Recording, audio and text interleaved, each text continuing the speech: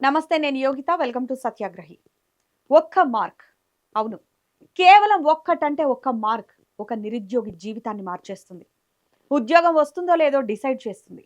మరి అలాంటిది ఏకంగా 10 మార్కులు ఒకే కమిటీ చేతిలో పెడితే, అది కూడా ఎలాంటి రాత పరీక్ష లేకుండా స్పష్టమైన ప్రమాణాలు లేని ఇంటర్వ్యూ పేరిట ఆ 10 మార్కులను కేటాయిస్తే ఏమవుతుంది? తెలంగాణలో గ్రామీణ మహిళలకు, నిరుద్యోగులకు ఆధారంగా ఉండే అంగన్వాడీ టీచర్, హెల్పర్ పోస్టుల భర్తీ ఇప్పుడు రాష్ట్ర వ్యాప్తంగా పెద్ద దుమారాన్ని రేపుతోంది. గతంలో ఎన్నడూ లేని విధంగా ఇంటర్వ్యూ పేరిట 10 మార్కులను స్క్రీన్ పైకి తెచ్చింది ప్రభుత్వం. దీని వెనక అసలు మాస్టర్ ప్లాన్ ఏంటి? ప్రతిభ స్థానంలో పైరవీలు రాజ్యమేలుతున్నాయా? 50,000 నుంచి 2 లక్షల వరకు బేరసారాలు నిజమేనా? ఈ స్టోరీలో డీటెయిల్డ్ గా చూద్దాం.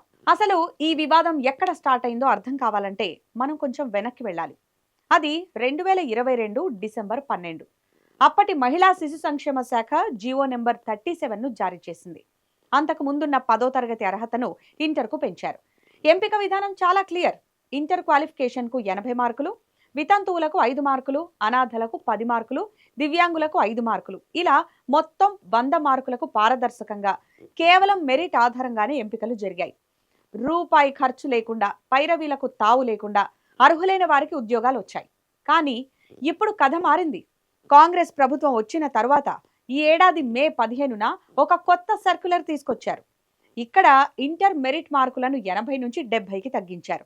మరి ఆ తగ్గిన 10 మార్కులు ఎక్కడికి వెళ్ళాయి? నేరుగా ఇంటర్వ్యూ ఖాతాలోకి చేరాయి. ఇప్పుడు మీకు డౌట్ రావచ్చు, 100 మార్కుల్లో 10 మార్కులే కదా ఇంటర్వ్యూకి పెట్టింది, దానికి అంతరచ్చా అని. కానీ అసలు ట్విస్ట్ ఇక్కడే ఉంది. ఉదాహరణకు, ఒక గ్రామంలో 2 మహిళలు పోటీ పడుతున్నారు అనుకుందాం. క్యాండిడేట్ ఏ ఇంటర్లో 80% మార్కులు సాధించింది. మెరిట్ ప్రకారం ఆమెకు అత్యధిక మార్కులు వస్తాయి. క్యాండిడేట్ బికి ఇంటర్లో కేవలం 60% మార్కులే ఉన్నాయనుకుందాం. పాత పద్ధతిలో అయితే క్యాండిడేట్ ఏకి ఉద్యోగం వస్తుంది. కానీ ఈ కొత్త ఇంటర్వ్యూ పద్ధతిలో ఎంపిక కమిటీ చేతిలో 10 మార్కులు ఉంటాయి. ఇంటర్వ్యూలో ఎవరికి ఎన్ని మార్కులు ఎందుకు ఇచ్చారో అడిగే నాథుడే ఉండడు. అక్కడ క్లియర్ గైడ్ లైన్స్ లేదా పారామీటర్లు లేవు. కమిటీ అనుకుంటే క్యాండిడేట్ బికి 10కి 10 మార్కులు ఇచ్చి, క్యాండిడేట్ ఏకి 2 మార్కులు వేసి జాతకాన్ని మార్చేయచ్చు.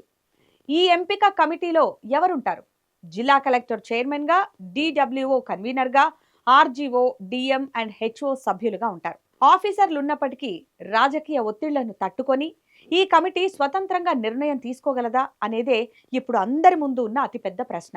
ఎందుకంటే క్షేత్రస్థాయిలో బేరసారాలు జోరుగా సాగుతున్నట్లు తెలుస్తోంది. రేట్లు ఎంతంటే, రాష్ట్ర వ్యాప్తంగా వివిధ జిల్లాల్లో మొత్తం 15,982 అంగన్వాడీ పోస్టుల భర్తీకి ప్రక్రియ మొదలైంది. ఇప్పటికే కొన్ని జిల్లాల్లో దరఖాస్తులు కూడా పూర్తయ్యాయి. అయితే ఆయా గ్రామాల్లో రిజర్వేషన్ల వివరాలు బయటకు రాగానే స్థానిక అధికార పార్టీ నాయకులు రంగంలోకి దిగారు. మాకు ఇంటర్వ్యూలో 10 మార్కులు వేయించే పవర్ ఉంది, మేము చెప్పిన వారికే ఉద్యోగం వస్తుంది అని ప్రచారం చేస్తూ గ్రామాల్లో బేరసారాలు మొదలుపెట్టినట్లు సమాచారం అందుతోంది. అంగన్వాడీ టీచర్ పోస్టుకు 1,50,000 నుంచి 2 లక్షల రూపాయల వరకు బేరాలు ఆడుతున్నారంట. అంగన్వాడీ హెల్పర్ పోస్టుకైతే 50,000 నుంచి 1,00,000 రూపాయల వరకు బేరాలు నడుస్తున్నాయంట. రాజన్న సిరిసిల్ల జిల్లాలో 55 పోస్టులకు నోటిఫికేషన్ పడితే ఒక మండలంలో 2 లక్షలు ఇస్తే టీచర్ ఉద్యోగం కన్ఫర్మ్ అని చెప్పినట్లు టాక్ నడుస్తోంది.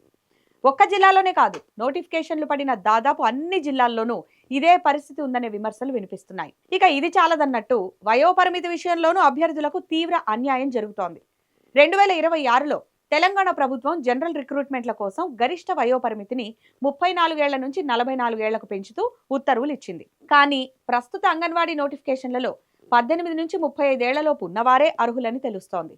మరి ప్రభుత్వం పెంచిన వయోపరిమితి జీవో ఈ పోస్టులకు వర్తిస్తుందా లేదా అనే దానిపై నోటిఫికేషన్లలో ఎలాంటి స్పష్టత లేదు. దీంతో వేలాది మంది అర్హులైన మహిళలు ఏజ్ బార్ అయిపోతామనే భయంతో ఆందోళన చెందుతున్నారు. ఇక్కడ మరొక విషయాన్ని మనం ఆలోచించాలి. తెలంగాణ పబ్లిక్ సర్వీస్ కమిషన్ నిర్వహించే పెద్ద పెద్ద గ్రూప్ పోస్టులకే ఇంటర్వ్యూలు రద్దు చేసి కేవలం రాత పరీక్షల్లో సాధించిన మెరిట్ ఆధారంగానే ఉద్యోగాలు ఇస్తున్నారు. మరి అలాంటిది పేద మహిళలు అప్లై చేసుకునే అంగన్వాడీ పోస్టులకు మాత్రం ఈ ఇంటర్వ్యూలు ఎందుకు? ఆ పేరుతో 10 మార్కులు పెట్టాల్సిన అవసరం ఏమొచ్చింది? ప్రతిభనే నమ్ముకున్న నిరుద్యోగ మహిళలకు ఈ ఇంటర్వ్యూ విధానం శరాఘాతంలా మారింది. ఈ ప్రభుత్వం ఇప్పటికైనా స్పందించి ఈ 10 మార్కుల ఇంటర్వ్యూ విధానంపై, వయో పరిమితిపై స్పష్టత ఇవ్వాలని నిరుద్యోగులు డిమాండ్ చేస్తున్నారు.